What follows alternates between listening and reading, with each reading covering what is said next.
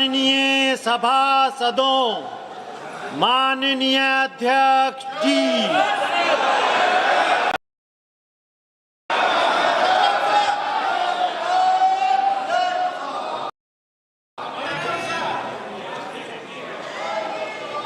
Item number 1, माननीय वित्त मंत्री श्रीमती निर्मला सीतारमन जी।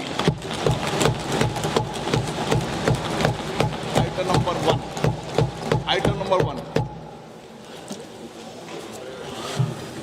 Sir, with your permission, I rise to lay on the table a copy each of the following papers, Hindi and English versions, under Article 281 of the Constitution, Report for 2026 to 2031, Volume 1, Main Report of the 16th Finance Commission. 2. Report for 2026-2031, Volume 2, Annexures of the 16th Finance Commission. Number 3, explanatory memorandum as to the action taken on the recommendations contained in the above report. Item number 2, माननीय वित्त मंत्री निर्मला सीतारमन जी।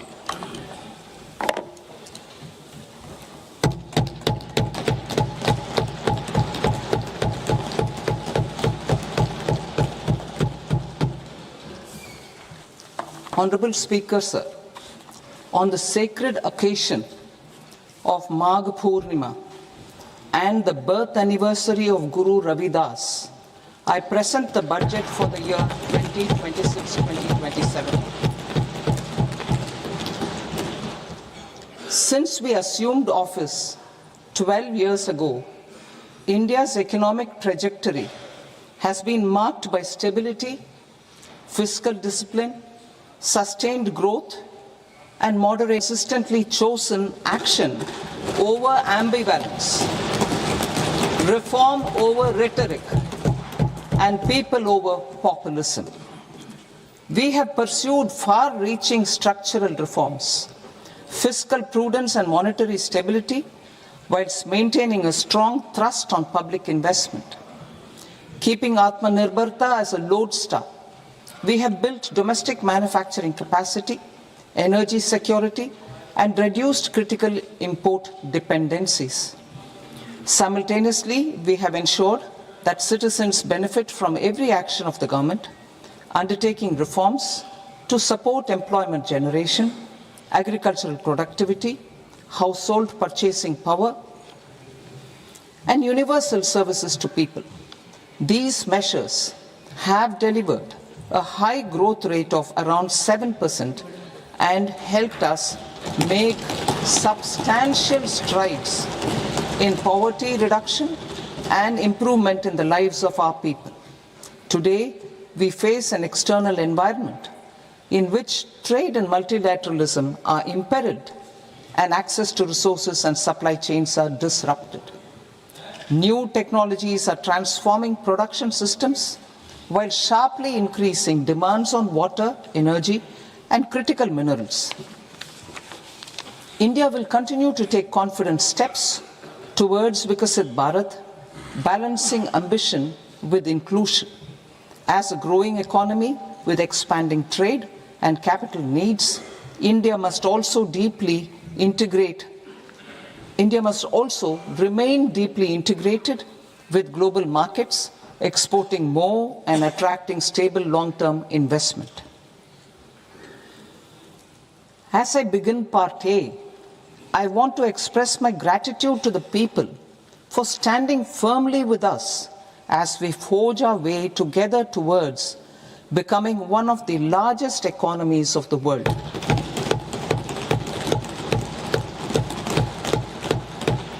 Our aim is to transform aspiration into achievement and potential into performance as we ensure that the dividends of growth reach every farmer, the scheduled caste, the scheduled tribes, the nomads, the youth, the poor, and the women.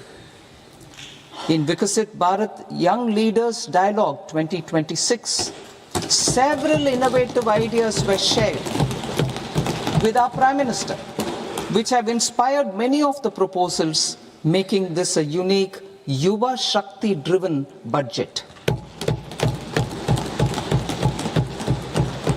Our government's sankalp is to focus on our poor, underprivileged, and the disadvantaged. To deliver on this sankalp, and given that this is the first budget prepared in Kartavya Bhavan, we are inspired by three Kartavya.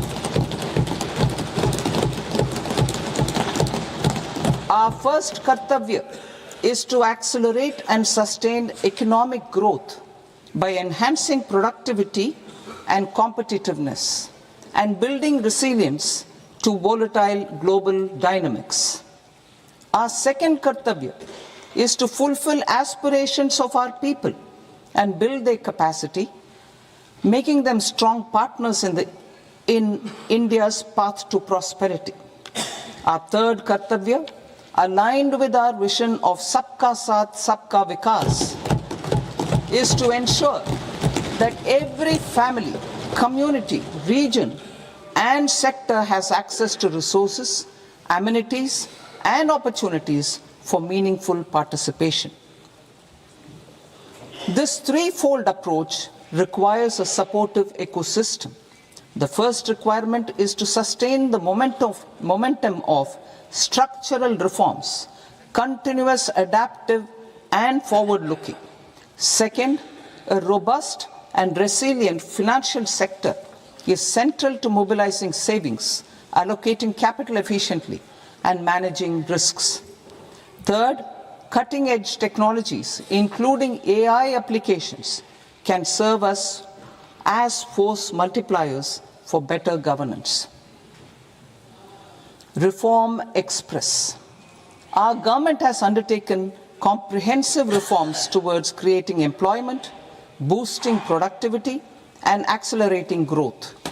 After the Prime Minister's announcement on Independence Day in 2025, over 350 reforms have been rolled out. This includes GST simplification, notification of labor codes, and rationalization of mandatory quality control orders. High-level committees have been formed, and in parallel, the central government is working with the state governments on deregulation and reducing compliance requirements. The Reform Express is well on its way and will maintain its momentum to help us fulfill our Kartavya. I now move to specific proposals. Under our first Kartavya, to accelerate and sustain economic growth, I propose interventions in 6 areas. 1. Scaling up manufacturing in 7 strategic and frontier sectors. 2. Rejuvenating legacy industrial sectors. 3. Creating champion MSMEs. 4. Delivering a powerful push for infrastructure. 5. Ensuring long-term security and stability. And 6. Developing city economic regions. Scaling up of manufacturing in 7 strategic and frontier sectors. Biopharma Shakti, meaning biopharma strategy for health advancement through knowledge, technology, and innovation. India's disease burden is observed to be shifting towards non-communicable diseases like diabetes, cancer, and autoimmune disorders. Biologic medicines are key to longevity and quality of life at affordable costs. To develop India as a global biopharma manufacturing hub,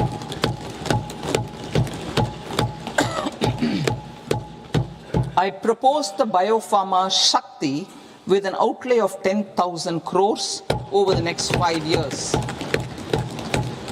This will build the ecosystem for domestic production of biologics and biosimilars.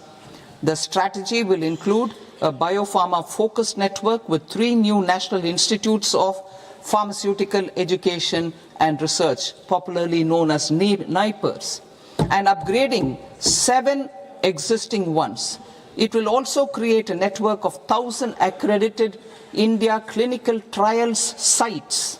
We propose to strengthen the Central Drug Standard Control Organization to meet global standards and approve timeframes through and approval timeframes through a dedicated scientific review cadre and specialists.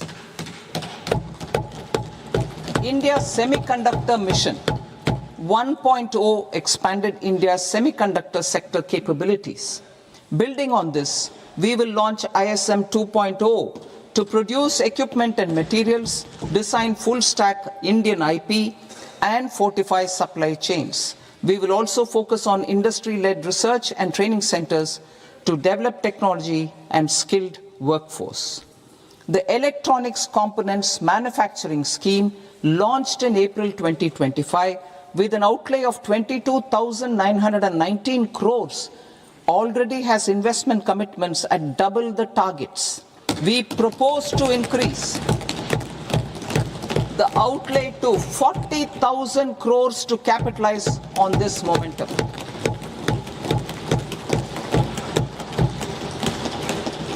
A scheme for rare earth permanent magnets was launched in 2025 November. We now propose to support the mineral-rich states of Odisha, Kerala, Andhra Pradesh, and Tamil Nadu to establish dedicated rare earth corridors to promote mining, processing, research, and manufacturing. To enhance domestic chemical production and reduce import dependency, we will launch a scheme to support states in establishing 3 dedicated chemical parks through challenge route on a cluster-based plug-and-play model. Strong capital goods.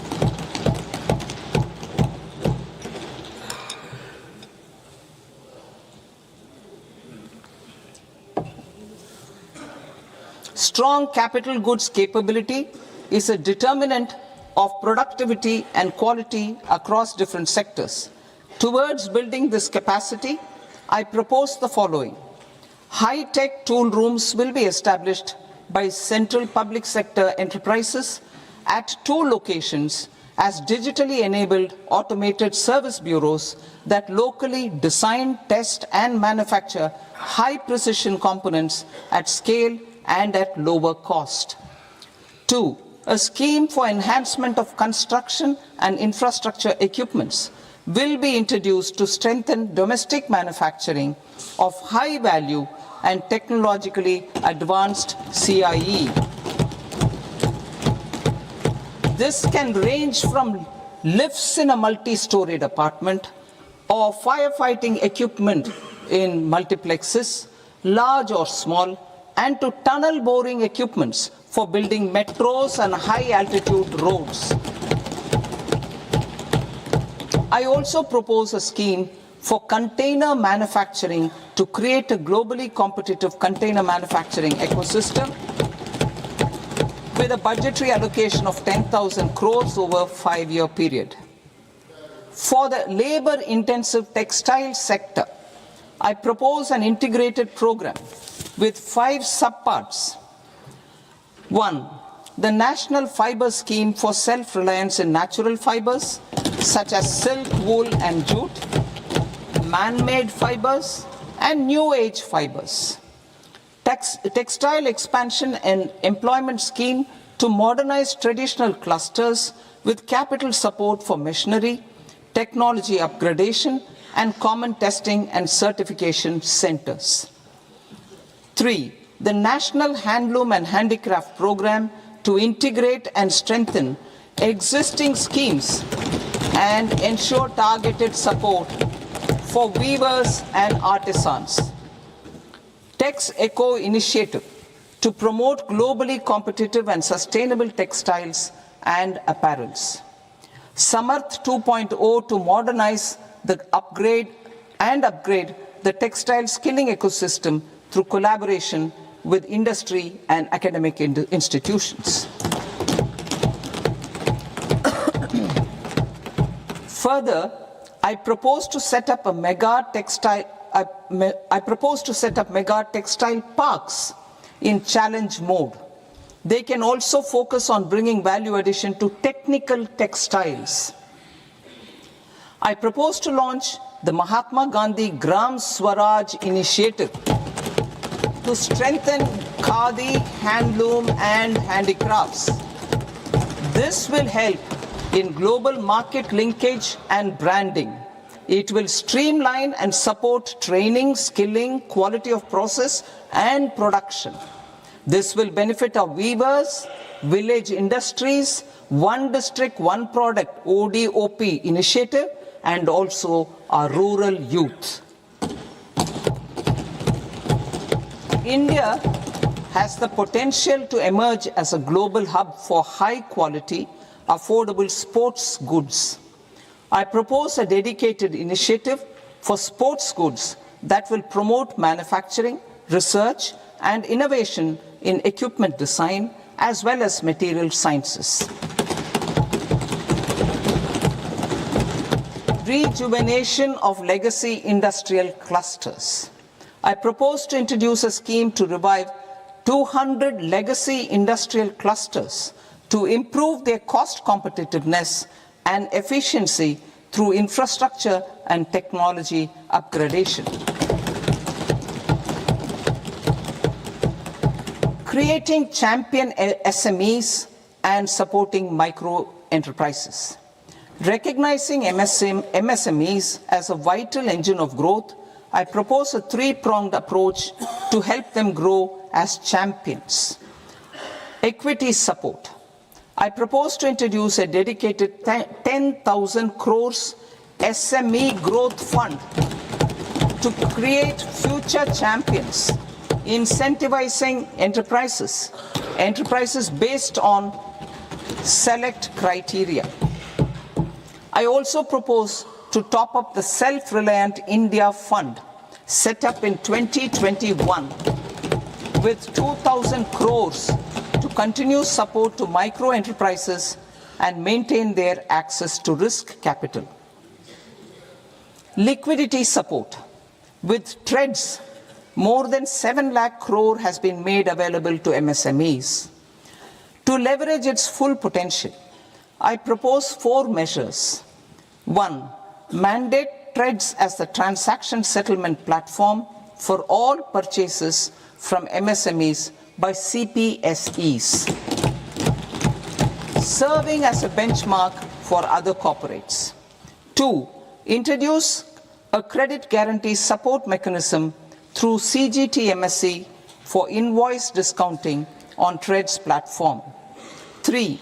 Link GEM with TREDS for sharing information with financiers about government purchases from MSMEs, encouraging cheaper and quicker financing. 4. Introduce TREDS receivables as asset-backed securities, helping develop a secondary market, enhancing liquidity and settlement of transactions. Professional support. Government will facilitate professional institutions such as the ICAI, ICSI, ICMAI to design short-term modular courses and practical tools to develop a cadre of corporate mitras, especially in Tier 2 and Tier 3 towns. These accredited para-professionals will help MSMEs meet compliance requirements at affordable costs. Infrastructure. During this past decade, our government has undertaken several initiatives for large-scale enhancement of public infrastructure, including through new financing instruments such as Infrastructure Investment Trust (InvITs) and Real Estate Investment Trust (REITs), and institutions like NIIF and NABFID. We shall continue to focus on developing infrastructure in cities with over 5 lakh population, that is tier 2, tier 3 cities, which have expanded to become growth centers.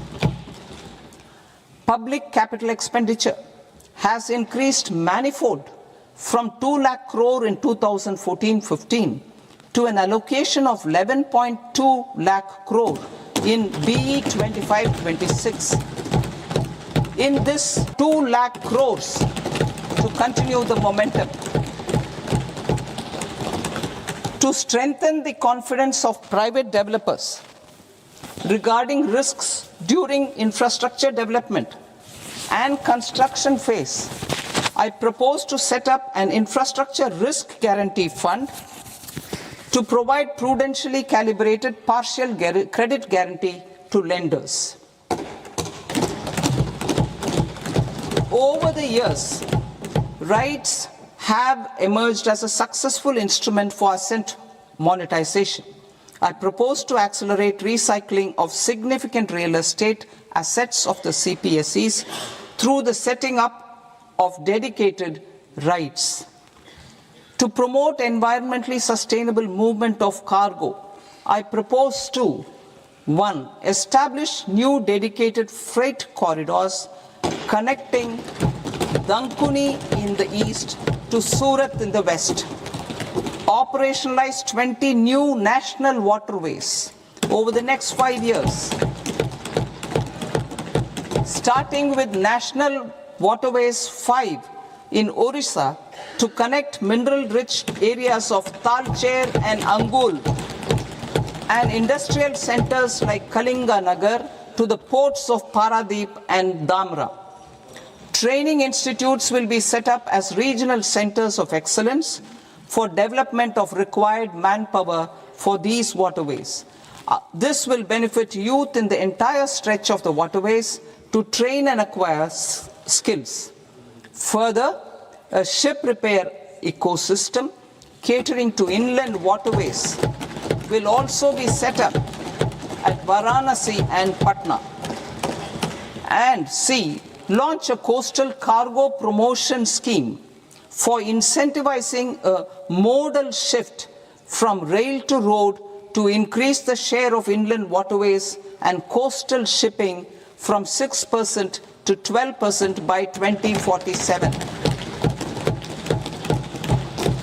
To enhance last mile and remote connectivity and promote tourism, I propose to give incentives to indigenize manufacturing of seaplanes. A seaplane VGF scheme will be also introduced to provide support for app launched in December 2025. The carbon capture utilization and storage technologies at scale will achieve higher readiness and in end-use application across 5 industrial sectors, including power, steel, cement, refineries, and chemicals. An outlay of 20,000 crore is proposed over the next 5 years for this purpose. City economic regions. Cities are India's engines of focus on tier 2, tier 3. This budget aims to further amplify by mapping city economic regions based on their specific growth. Allocation of 5,000 crore per CER over 5 years is proposed for implementing their plan to promote environmentally sustainable passenger systems. We will develop 7 high-speed rail corridors between cities as growth connectors, namely Mumbai to Pune, Pune to Hyderabad, Hyderabad to Bengaluru, Hyderabad to Chennai, Chennai to Bengaluru, Delhi to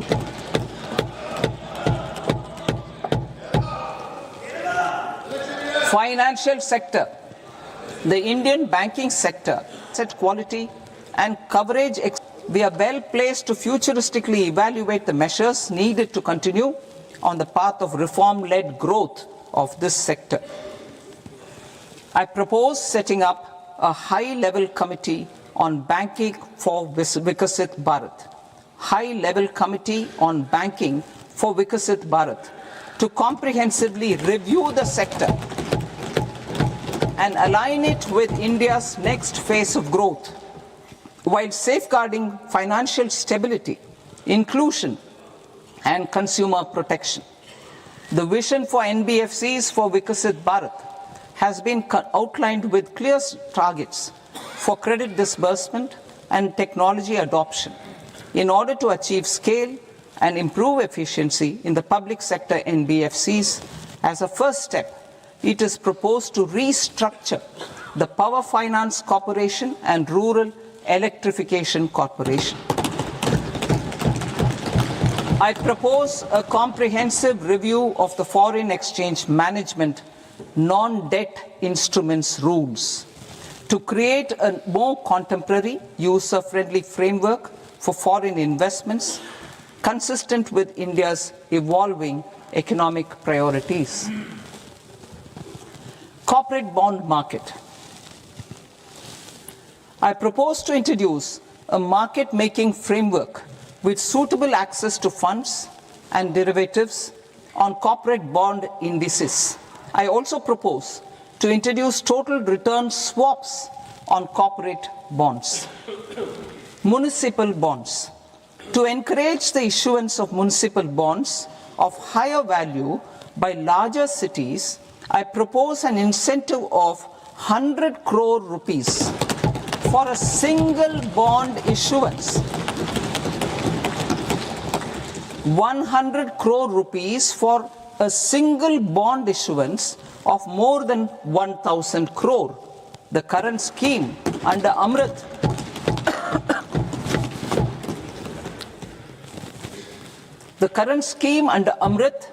which incentivizes issuances up to 200 crores only, will also continue to support smaller and medium towns. That will also continue to support the smaller and medium towns. Ease of doing business. Individual persons resident outside India, PROI, will be permitted to invest in equity instruments of listed Indian companies through the Portfolio Investment Scheme.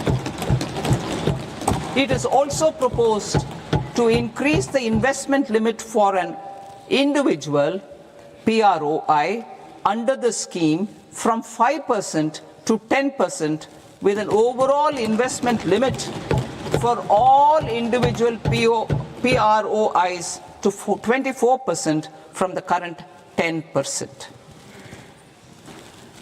Emerging technologies including AI. 21st century is technology driven. Adoption of technology is for the benefit of all people. Farmers in the field, women in STEM, youth keen to upskill, and Divyangjan to access newer opportunities. The government has taken several steps to support new technologies through AI Mission, National Quantum Mission, Anusandhan National Research Fund, and Research and Development and Innovation Fund. Our second kartavya is to fulfill aspirations and build capacities. Close to 25 crore individuals have come out of multi-dimensional poverty through a decade of our government's sustained and reform-oriented efforts.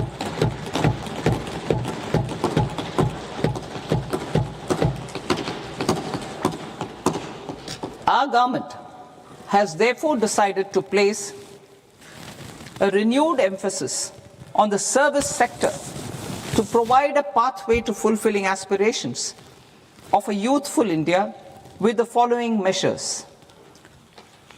I propose to set up a high-powered education to employment and enterprises standing committee to recommend measures that focus on services sector as a core driver of Vikasit Bharat.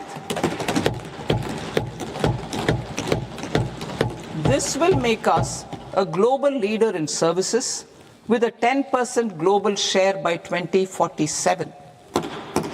The committee will prioritize areas to optimize the potential for growth, employment, and exports They will also assess the impact of emerging technologies, including AI, on jobs and skill requirements and propose measures thereof.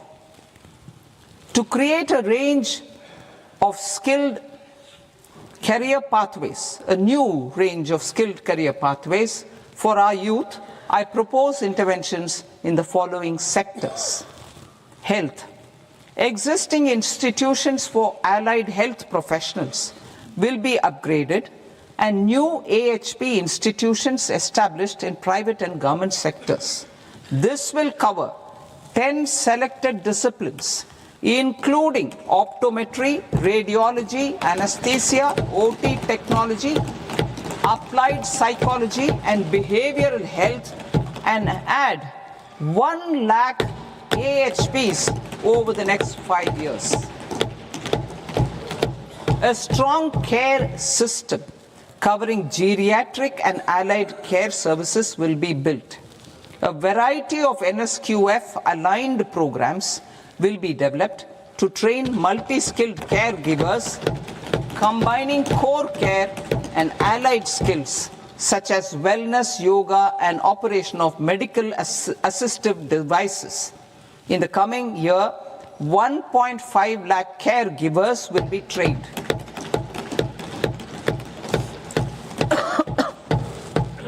Hubs for medical value tourism. To promote India as a hub for medical tourism services, I propose to launch a scheme to support states in establishing 5 regional medical hubs in partnership with the private sector. These hubs will serve as integrated healthcare complexes that combine medical, educational, and research facilities. They will have Ayush centers, medical value tourism facilitation centers, and infrastructure for diagnostics, post-care, and rehabilitation. These hubs will provide diverse opportunities, job opportunities for health professionals, including doctors and AHPs. Ancient Indian yoga, already respected in several parts of the world, was given a mass global recognition when Honorable Prime Minister took it to the UN. Post-COVID, Ayurveda gained a similar global acceptance and recognition. Exporting quality Ayurveda products helps farmers who grow the herbs and youth who process the products. To meet growing global demand, a few more steps are being taken. I propose to 1. Set up 3 new All India Institutes of Ayurveda. 2. Upgrade Ayush pharmacies and drug testing labs for higher standards of certification ecosystem and make available more skilled personnel. 3. Upgrade the WHO Global Traditional Medicine Center in Jamnagar to bolster evidence-based research, training, and awareness for traditional medicine. Animal husbandry. Livestock contributes to close to 16% of farm income, including of poor and marginal households. To scale up availability of veterinary professionals by more than 20,000, I propose to roll out a loan-linked capital subsidy support scheme for establishment of veterinary and para-veterinary colleges, veterinary hospitals, diagnostic laboratories, and breeding facilities in private sector. Collaboration between Indian and foreign institutions will also be facilitated. Orange economy. India's animation, visual effects, gaming and comics sector, AVGC sector, is a growing industry projected to require 2 million professionals by 2030. I propose to support the Indian Institute of Creative Technologies, Mumbai, in setting up AVGC content creator labs in 15,000 secondary schools all over the country and 500 colleges. The Indian design industry is expanding rapidly, and yet there is a shortage of Indian designers. I propose to establish, through challenge route, a new National Institute of Design to boost design education and development in the eastern region of India. Education. Our government will support states through challenge route in creating 5 university townships in the vicinity of major industrial and logistics corridors. These planned academic zones will host multiple universities, colleges, and research institutions, skill centers, and residential complexes. In higher education, STEM institutions, prolonged hours of study and laboratory work pose some challenges for girl students. Through VGF, Viability Gap Funding and capital support, one girls' hostel will be established in every district.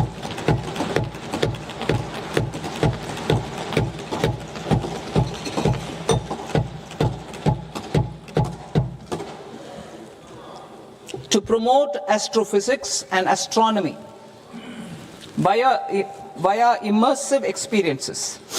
4 telescope infrastructure facilities will be set up or upgraded. The National Large Solar Telescope, the National Large Optical Infrared Telescope, the Himalayan Chandra Telescope, and the Cosmos 2 Planetarium. Tourism. The tourism sector has the potential to play a large role in the employment generation, forex earnings, and expanding the local economy. I propose to set up a National Institute of Hospitality by upgrading the existing National Council for Hotel Management and Catering Technology. It will function as a bridge between academia, industry, and government. I also propose a pilot scheme for upskilling 10,000 guides in 20 iconic tourist sites through a standardized, high-quality, 12-week training course in hybrid mode in collaboration with the Indian Institute of Management. A national destination digital knowledge grid will be established to digitally document all places of significance, cultural, spiritual, and heritage. This initiative will create a new ecosystem of jobs for local researchers, historians, content creators, and technology partners. India has the potential and opportunity to offer world-class trekking and hiking experience. We will develop ecologically sustainable mountain trails in Himachal Pradesh, Uttarakhand, and Jammu Kashmir. Also in Araku Valley in the Eastern Ghats and Podigai Malai in the Western Ghats. Turtle trails along key nesting sites in the coastal areas of Odisha, Karnataka, and Kerala. And 3 bird watching trails along the Pulikat Lake in Andhra Pradesh, Tamil Nadu. It's on the border. Under the visionary leadership of Honorable Prime Minister, we established the International Big Cat Alliance in 2024. This year, India is hosting the first ever Global Big Cat Summit, where heads of governments and ministers from 95 range countries will deliberate on collective strategies for conservation. Heritage and culture tourism. I propose to develop 15 archaeological sites, including Lothal, Dolavira, Rakhi Gadi, Adichanallur, Saranath, Hastinapur, and Leh Palace into vibrant experiential cultural destinations. Excavated landscapes will be open to the public through curated walkways. Immersive storytelling skills and technologies will be introduced to help conservation labs, interpretation centers, and guides. The sports sector provides multiple means of employment, skilling, and job opportunities. Taking forward the systematic nurturing of sports talent, which is set in motion through the Khelo India program earlier, I propose to launch a Khelo India mission to transform the sports sector over the next decade. The mission will facilitate an integrated talent development pathway supported by training centers, which are foundational, intermediate, and elite levels. B, systematic development of coaches and support staff. C, integration of sports science and technology. D, competitions and leagues to promote sports culture and provide platforms. And E, development of sports infrastructure for training and competition. Our third Kartavya aligns with our vision of Sabka Saath, Sabka Vikas towards Vikasit Bharat. This requires targeted efforts for 1, increasing farmer incomes through productivity enhancement and entrepreneurship, with special attention to small and marginal farmers. B, empowering Divyangjan through access to livelihood opportunities, training, and high-quality assistive devices. C, empowering the vulnerable to access mental health and trauma care. D, focus on the Purvodaya states and the Northeast region to accelerate development and employment opportunities. Fisheries.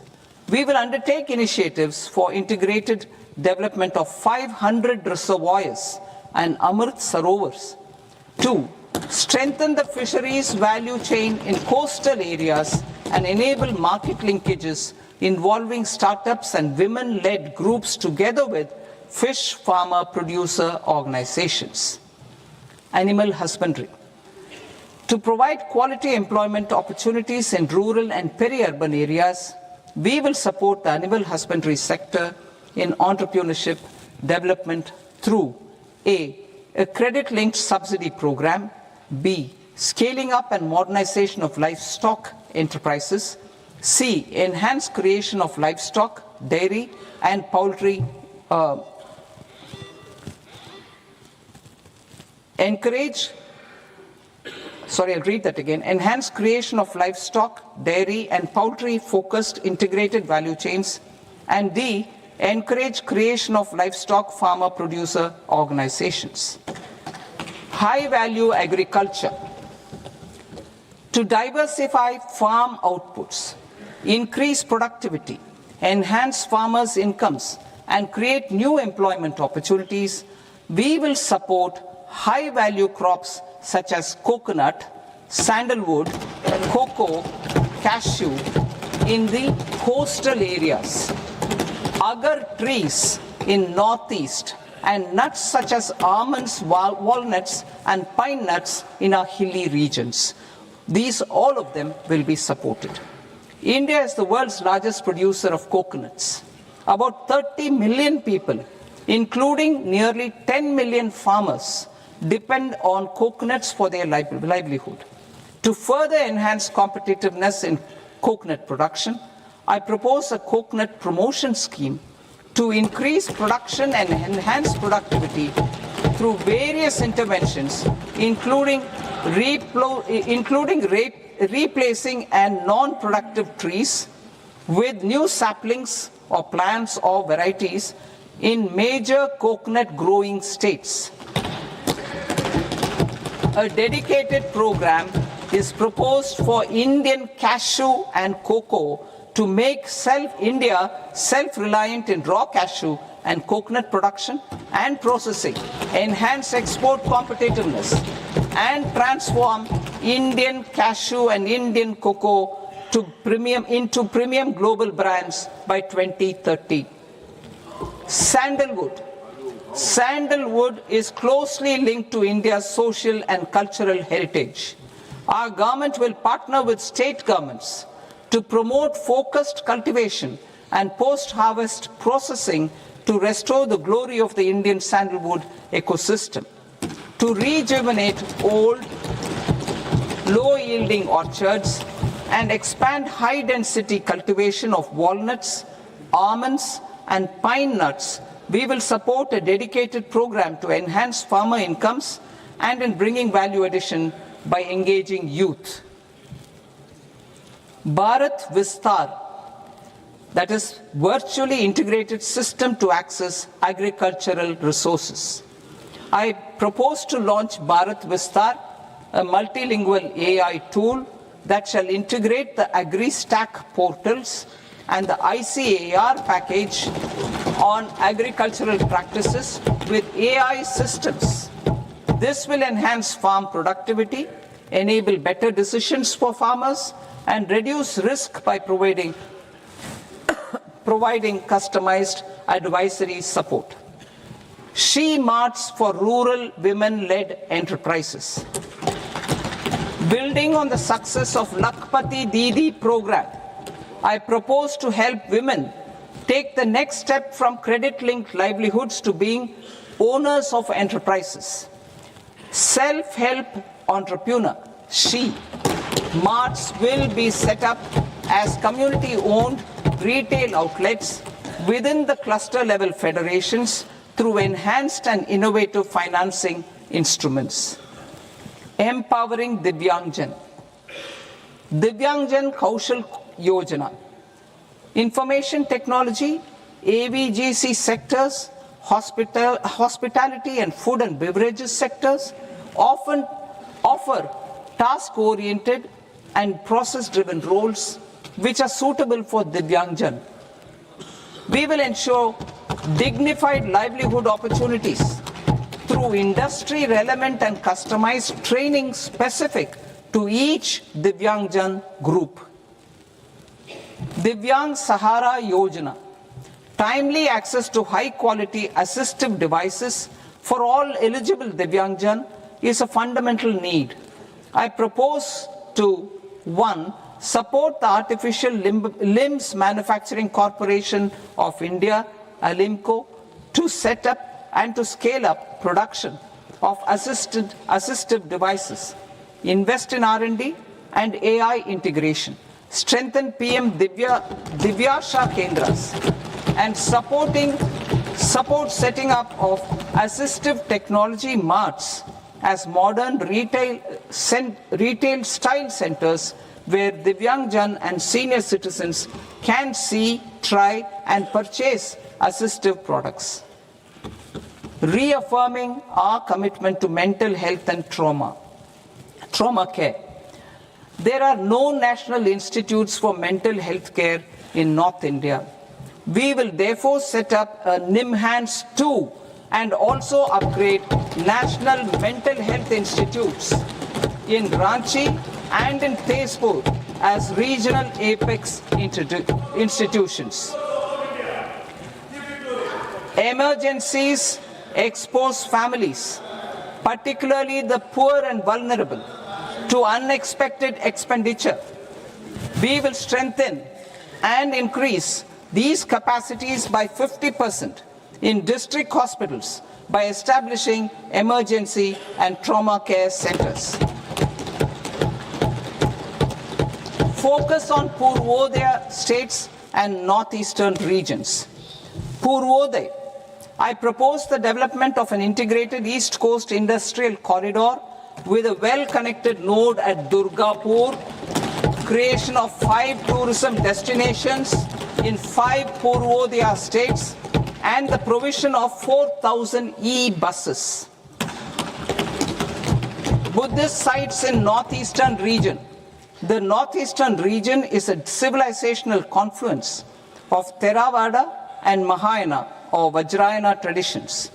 I propose to launch a scheme for development of Buddhist circuits in Arunachal Pradesh, Sikkim, Assam, Manipur, Mizoram and Tripura.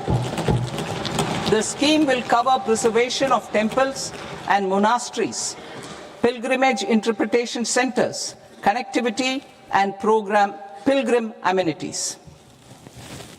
16th Finance Commission. On 17th November 2025, the 16th Finance Commission submitted its report to the President. As mandated under Article 281 of the Constitution, the government is to lay the report along with the explanatory memorandum on the action taken report on the recommendations of the Commission in Parliament, which, Sir, Honourable Speaker, you've allowed me to do at the commencement of this session. The government has accepted the recommendation of the Commission to retain the vertical share of devolution at 41%. As recommended by the Commission, I have provided 1.4 lakh crores of rupees to the states for the year 2026-2027 as Finance Commission grants. These include rural and urban local body and disaster management grants. Fiscal consolidation. Government has been delivering on our fiscal commitments consistently without compromising on social needs. To strive towards accepted standards of fiscal management in Budget 25-26, I had indicated that the central government would target reaching a debt to GDP ratio of 50 plus or minus 1% by 2030-31. In line with this, the debt to GDP ratio is estimated to be 55.6% of GDP in BE 26-27, compared to 56.1% of GDP in RE 25-26. A declining debt to GDP ratio will gradually free up resources for priority sector lending and expenditure by reducing the outgo on interest payments. One of the main operational instruments for debt targeting is the fiscal deficit. I am happy to inform this august House that I fulfilled my commitment made in 2021-2022 to reduce fiscal deficit below 4.5% of GDP by 25-26. In RE 25-26, the fiscal deficit has been estimated at par with BE of 2025-26 at 4.4% of GDP. In line with the new fiscal prudence path of debt consolidation, the fiscal deficit in BE 26-27 is estimated to be 4.3% of the GDP.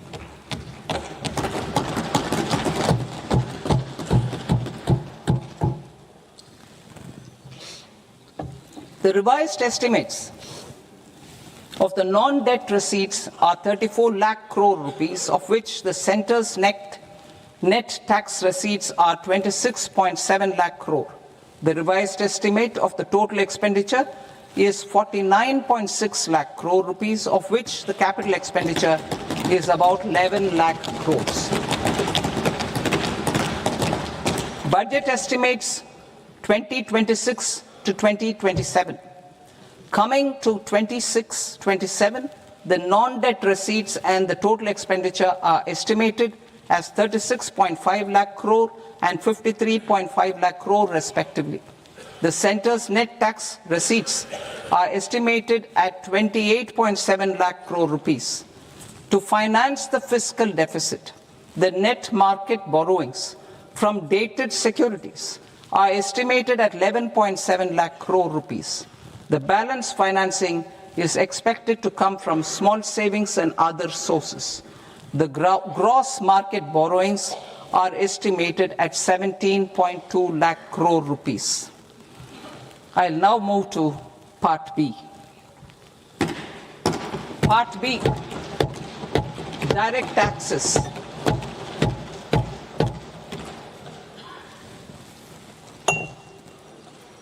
Honourable Speaker, sir, I now present my proposals on direct taxes. New Income Tax Act. In July 2024, I announced a comprehensive review of the Income Tax Act 1961. This was completed in a record time, and the Income Tax Act 2025 will come into effect from 1st April 2026. The simplified income tax rules and forms will be notified shortly, giving adequate time to taxpayers to acquaint themselves with its requirements. The forms have been redesigned such that ordinary citizens can comply without difficulty. Ease of living. I propose that any interest awarded by the Motor Accident Claims Tribunal to a natural person will be exempt from income tax, and any TDS on this account will be done away with. I propose to reduce TCS rate on the sale of overseas tour program package from the current 5% and 20% to 2% without any stipulation of amount. I propose to reduce TCS rate for pursuing education and for medical purposes under the Liberalized Remittance Scheme, popularly known as LRS, from 5% to 2%. Supply of manpower services is proposed to be specifically brought within the ambit of payment to contractors for the purpose of TDS to avoid ambiguity. Thus, TDS on these services will be at the rate of either 1% or 2% only. I propose a scheme for small taxpayers, wherein a rule-based automated process will enable obtaining a lower or nil deduction certificate instead of filing an application with the assessing officer. For the ease of taxpayer holding securities in multiple companies, I propose to enable depositories to accept Form 15G or Form 15H from the investor and provide it directly to various relevant companies. I propose to extend time available for revising returns from 31st December to up to 31st March with the payment of a nominal fee. I also propose to stagger the timeline for filing of tax returns. Individuals with ITR 1 and ITR 2 returns will continue to file till 31st July, and non-audit business cases or trusts are proposed to be allowed time till 31st August.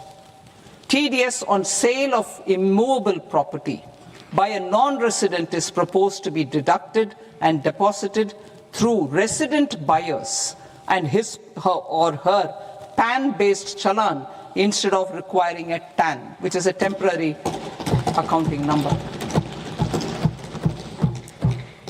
To address practical issues of small taxpayers like students, young professionals, tech employees, relocated NRIs, and such others, I propose to introduce a one-time 6-month foreign asset disclosure scheme for these taxpayers to disclose income or assets below a certain size. This scheme would be applicable for two categories of taxpayers, namely A, who did not disclose their overseas income or assets, and B, who disclosed their overseas income and or paid due tax but could not declare the asset acquired. For category A, the limit of undisclosed income or asset is proposed to be up to 1 crore rupees. They need to pay 30% of fair market value of asset or 30% of undisclosed income as tax and 30% as additional income tax in lieu of penalty, and would thereby get immunity from prosecution.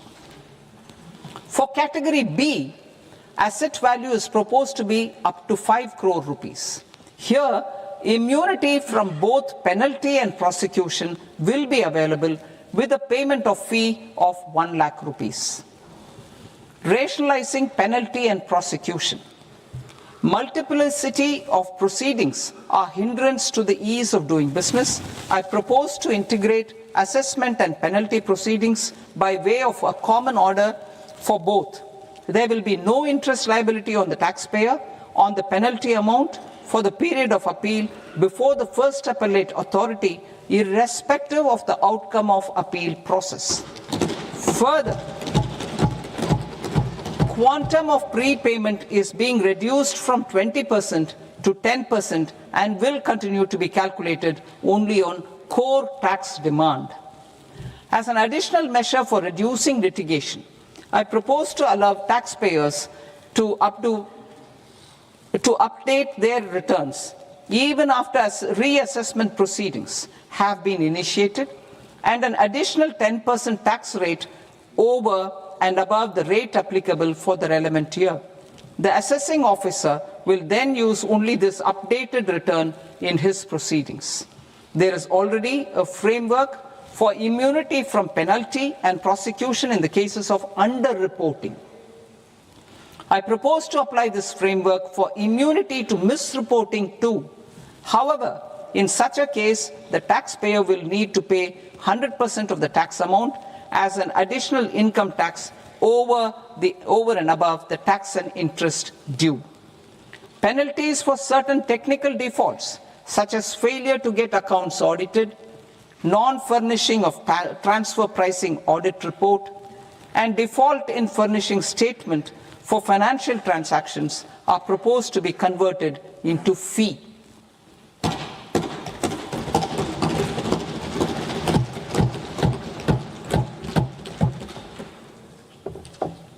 I propose to rationalize prosecution framework under Income Tax Act. Non-product where payment is made in kind are being decriminalized. Further, minor offences will attract fine only. The remaining prosecutions will be graded commensurate with the quantum of offence. They will entail only simple imprisonment with maximum imprisonment reduced to 2 years and power to courts to convert even those into fines. There is no penalty. There is no penalty presently for non-disclosure of non-immovable foreign assets with aggregate value less than 20 lakh rupees. I propose to also provide them with immunity from prosecution with retrospective effect from 1/10/2024.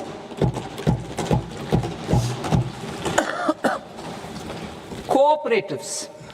Deduction is already allowed to a primary cooperative society engaged in supplying milk, oilseeds, fruits or vegetables raised or grown by its members.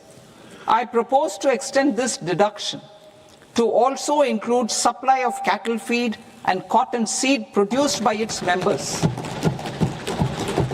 I propose to allow inter-cooperative society dividend income as deduction under the new tax regime to the extent it is further distributed to its members. I further propose to allow exemption for a period of 3 years to dividend income received by a notified national cooperative federation on their investments made in companies up to 31/1/2026. This exemption would be allowed only for dividends further distributed to its member cooperatives. Supporting IT sector as India's growth engine. India is a global leader in software development services, IT-enabled services, knowledge process outsourcing services, and contract R&D services relating to software development. These businesses and their segments are quite interconnected with each other. All these services are proposed to be clubbed under a single category of information technology services with a common safe harbor margin of 15.5% applicable to all. The threshold for availing safe harbor for IT services is being enhanced substantially from 300 crore rupees to 2,000 crore rupees. Safe harbor for IT services shall be approved by an automated rule-driven process without any need for tax officer to examine and accept the application. Once applied by an IT services company, the same safe harbor can be continued for a period of 5 years at a stretch at its choice. For IT services companies who want to conclude advanced pricing agreement, APA, I propose to fast-track unilateral APA process for IT services and endeavor to conclude it within a period of 2 years. The period of 2 years can be extended by a further period of 6 months on taxpayers' request. I propose to extend the facility of modified returns available to the entity entering APA to its associated entities also. Attracting global business and investment. Recognizing the need to enable critical infrastructure and boost investment in data centers, I propose to provide tax holiday till 2047 to any foreign company that provides cloud services to customers globally by using data center services from India. It will, however, need to provide services to Indian customers through an Indian reseller entity. I also propose to provide a safe harbor of 15% on cost in case the company providing data center services from India is a related entity. To harness the efficiency of just-in-time logistics for electronic manufacturing, I propose to provide safe harbor to non-residents for component warehousing in a bonded warehouse at a profit margin of 2% of the invoice value. The resultant tax of about 0.7% will be much lower than toll manufacturing in India. I propose to provide exemption from income tax for 5 years to any non-resident who provides capital goods, equipment, or tooling to any toll manufacturer in a bonded zone. To encourage vast pool of global talent to work in India for a longer period of time, I propose to provide exemption to global, non-India sourced income of a non-resident expert for a stay period of 5 years under notified schemes. I propose to provide exemption from minimum alternate tax, the MAT, to all non-residents who pay tax on presumptive basis. Tax administration. I propose to constitute a joint committee of Ministry of Corporate Affairs and Central Board of Direct Taxes for incorporating the requirements of income computation and disclosure standards, the ICDS, in the Indian Accounting Standards Ind AS itself. Separate accounting requirement based on ICDS will be done away with from the tax year 27-28. To support Prime Minister Modi's vision of homegrown accounting and advisory firms to become global leaders, I propose to rationalize the definition of accountant for the purposes of safe harbor rules. Other tax proposals. Change in taxation of buyback was brought in to address the improper use of buyback route by promoters. In the interest of minority shareholders, I propose to tax buyback for all types of shareholders as capital gains. However, to disincentivize misuse of tax arbitrage, promoters will pay an additional buyback tax. This will make effective tax 22% for corporate promoters. For non-corporate promoters, the effective tax will be 30%. TCS rate for sellers of specific goods, namely alcoholic liquor, scrap, and minerals, will be rationalized to 2%, and that on tendu leaves will be reduced from 5% to 2%. I propose to raise the STT on futures to 0.05% from the present 0.02%. STT on options premium and exercise of options are both proposed to be raised to 0.15% from the present rate of 0.1% and 0.125% respectively. We reformed the taxation landscape for corporates in 2019 by providing them a simplified regime with lower tax rate so that they could productively focus on business rather than on claim of deductions and exemptions. To encourage companies to shift to the new regime, set off of brought forward MAT credit, minimum alternate tax credit, is proposed to be allowed to companies only in the new regime. Set off using available MAT credit is proposed to be allowed to an extent of 1/4 of the tax liability in the new regime.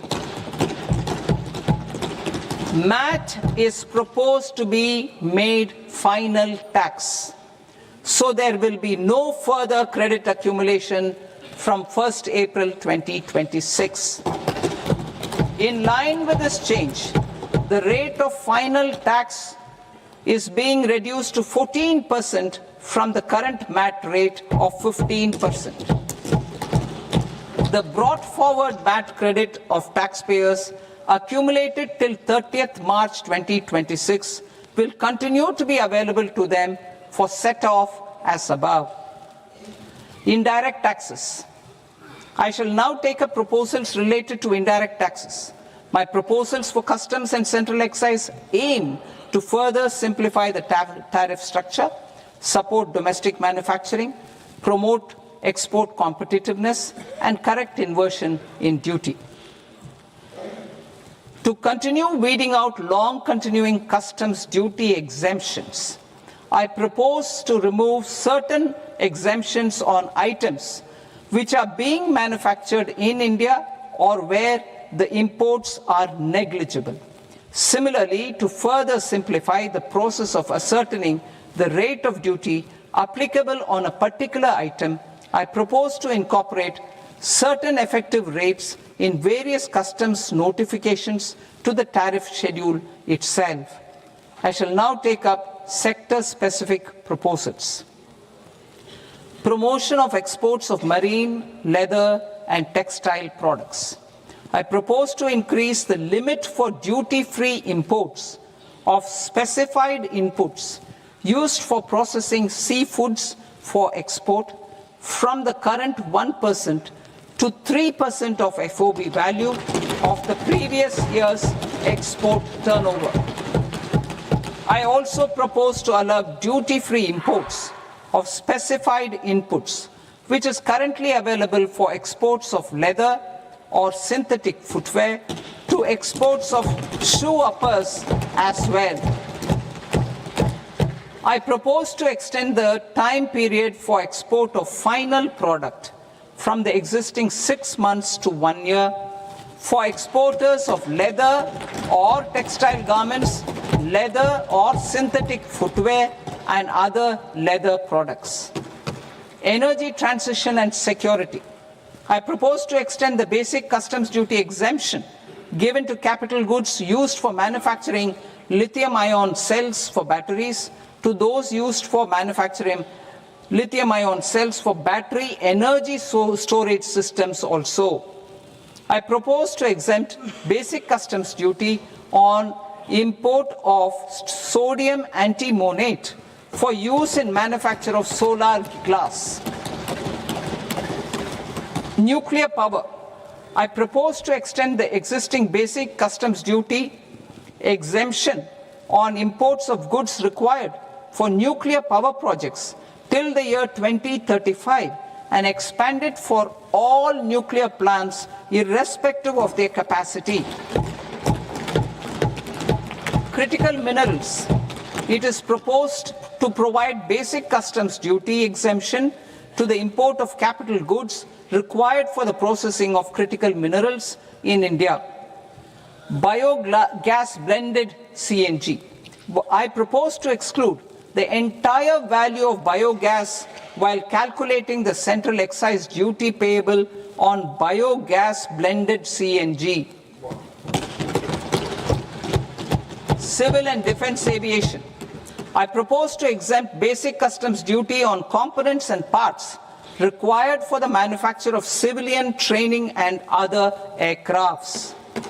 It is proposed to exempt basic customs duty on raw materials imported for the manufacture of parts of aircraft to be used in maintenance, repair, or overall requirements by units in the defense sector.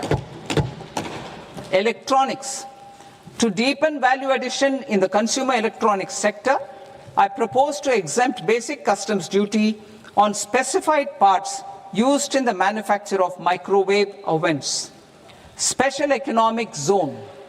To address the concerns arising about utilization of capacity by manufacturing units in the special economic zones due to global trade disruptions, I propose as a special one-time measure to facilitate sales by eligible manufacturing units in SEZs to the domestic tariff area at concessional rates of duty.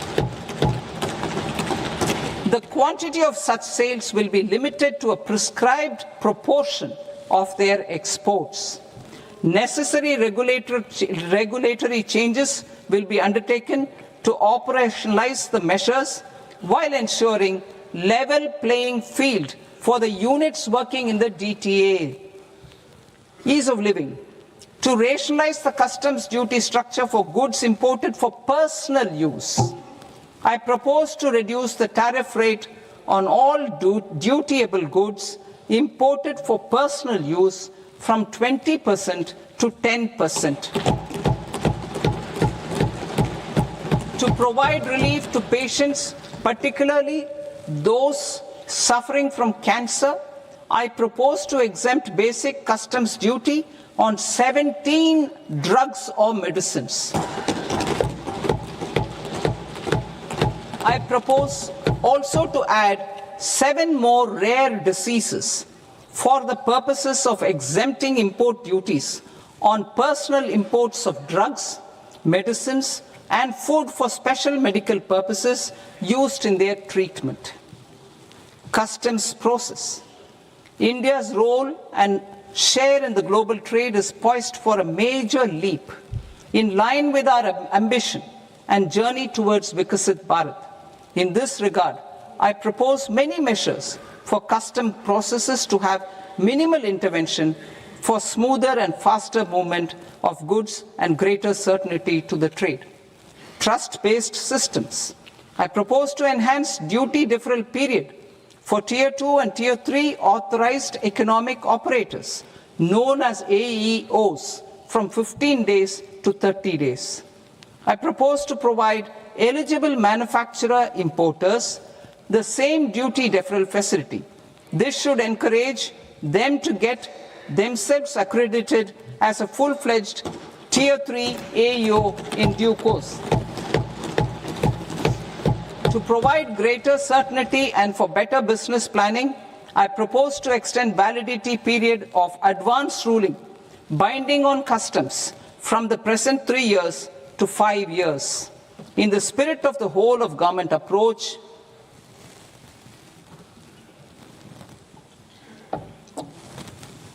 government agencies will be encouraged to leverage AEO accreditation for preferential treatment in clearing their cargo.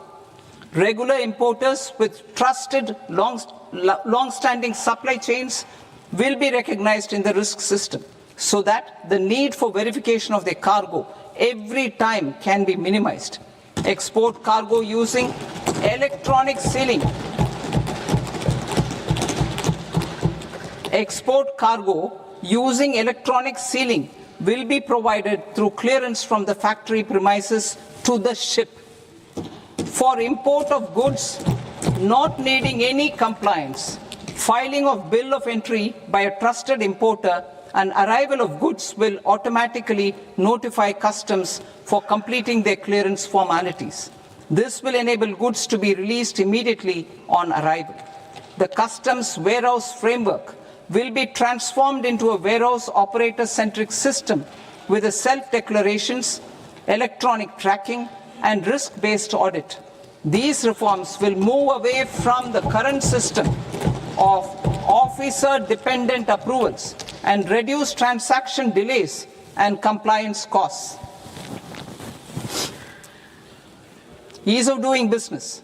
Approvals required for cargo clearance from various government agencies will be seamlessly processed through a single and interconnected digital window by the end of the financial year. Processes involved in clearance of food, drugs, plant, and animal and wildlife products, accounting for about 70% of interdicted cargo, will be operationalized on this system by April 2026 itself. For goods not having any compliance requirement, clearance will be done by customs immediately after online registration is completed by the importer, subject to the payment of duty. Customs integrated system will be rolled out in 2 years as a single integrated and scalable platform for all customs processes. Utilization of non-intrusive scanning with advanced imaging and AI technology for risk assessment will be expanded in a phased manner with the objective to scan every container across all the major ports. New export opportunities to support Indian fishermen to fully harness the economic value of marine resources beyond our territorial waters. Landing of such fish on foreign port will be treated as export of goods. Safeguards will be put in place to prevent misuse during fish catch, transit, or transshipment. To support aspirations of India's small businesses, artisans, and startups to access global markets through e-commerce, I am pleased to announce complete removal of the current value cap of 10 lakh rupees per consignment on courier exports. In addition, handling of rejected and returned consignments will be improved with effective use of technology for identifying such consignments. I propose to revise provisions governing baggage clearance during international travel to address genuine concerns of passengers. The revised rules will enhance duty-free allowances in line with the present-day travel realities and provide clarity in temporary carriage of goods brought in or taken out. There are honest taxpayers who are willing to settle disputes by paying all their dues, but they get deterred due to negative connotation associated with penalty. They will now be able to close cases by paying an additional amount in lieu of penalty. Honorable Speaker, sir, with this, I commend the budget to this august House. Jai Hind.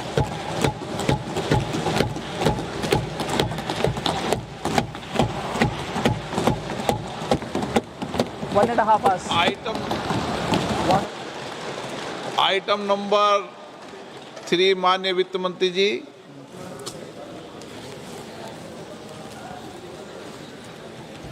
Item number 2, sir. 3. Sir, with your permission, I rise to lay on the table of the following statements under Section 3, 1 of the Fiscal Responsibility and Budget Management Act of 2003. Medium-term fiscal policy cum fiscal policy strategy statement and macroeconomic framework statement. Item number 4 माननीय वित्त मंत्री जी. Sir, with your permission, I move for leave to introduce the Finance Bill 2026. प्रश्न ये कि विधेयक को पुनर्स्थापित करने की अनुमति प्रदान की जाए. जो सदस्य इस पक्ष में हाँ गए, जो सदस्य विरोध में ना गए, मेरे विचार में निर्णय हाँ वालों के पक्ष में हाँ वालों के पक्ष में अनुमति प्रदान की जाती है. माननीय मंत्री जी, अब विधेयक पूरे स्थापित करें. Sir, I introduce the bill. माननीय सदस्यगण, आपको सूचित किया जाता है कि माननीय मुख्यमंत्री जी के बजट भाषण की कॉपी पब्लिकेशन काउंटर पर ली जाती है। बजट भाषण और बजट से संबंधित दस्तावेज आपके मोबाइल फोन और मेंबर पोर्टल्स पर ही उपलब्ध है। सभा की कार्रवाई कल सोमवार दिनांक 2 फरवरी 2026 को प्राप्त 11 बजे तक के लिए स्थगित की जाती है।